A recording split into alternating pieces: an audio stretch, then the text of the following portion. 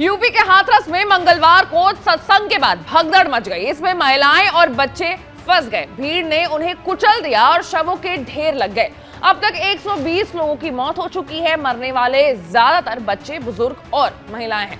हाल यह है कि सालों में ये सबसे बड़ी त्रासदी बताई जा रही है। अब सवाल ये उठता है कि आखिर जब इतनी बड़ी संख्या में लोग वहां आने वाले थे तो क्या इन लोगों के लिए कोई इंतजाम नहीं किए गए थे? आखिर क्यों ये भगदड़ मचा और क्यों लोगों की जान गई? तो कुल मिलाकर के 15 लापरवाहियां हैं जो कि सामने आई हैं, जिन कारण से ये पूरा जो हादसा है वो हुआ है।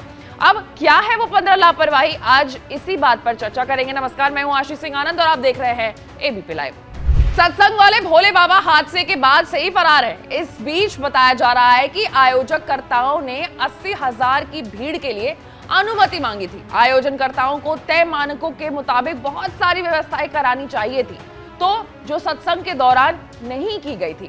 अब जो लापरवाही है उसकी लिस्ट में आपको गिनाती हूँ। पहली लापरवाही है कि पहले एग्जिट और एंट्री पॉइंट नहीं बनाया गया। दूसरा, मार्किंग करके पॉइंट्स बनाए जाते हैं लेकिन कहीं मार्किंग नजर नहीं आई। तीसरा, इमरजेंसी रास्ता नहीं बनाया गया। चौथा, 80,000 लोगों के हिसाब से मेडिकल टीम वहां मौजूद नहीं थी।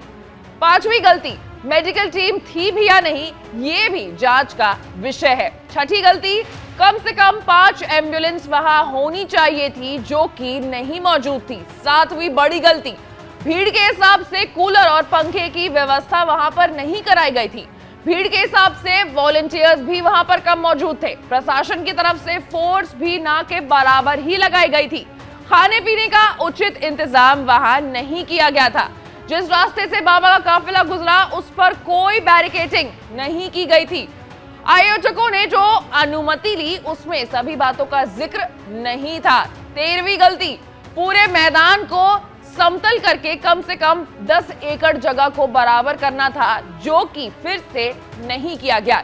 14वीं गलती, मैदान के चारों तरफ आने जाने के रास्ते बनाने थे लेकिन नहीं बनाए गए, बस छोटा सा कच्चा रास्ता ही बनाया गया था। और आखिरी 15वीं गलती, अनुमति लेने और देने दोनों में बड़े स्तर पर लापरवाही की गई है। तो ये कुल मिलाकर के वो 15 गलतियां, 15 लापरवाही की गई है उस सत्संग आयोजकों की तरफ से, बाबा की तरफ से, जिसके कारण ये जो पूरा हादसा है वो हुआ है। और आपको मैं बता दूं कि डॉक्टर्स का कहना है कि भगदड़ में जो लोग भी मारे गए हैं उनकी जो जान गई है वो दम घुटने के कारण ही गई है।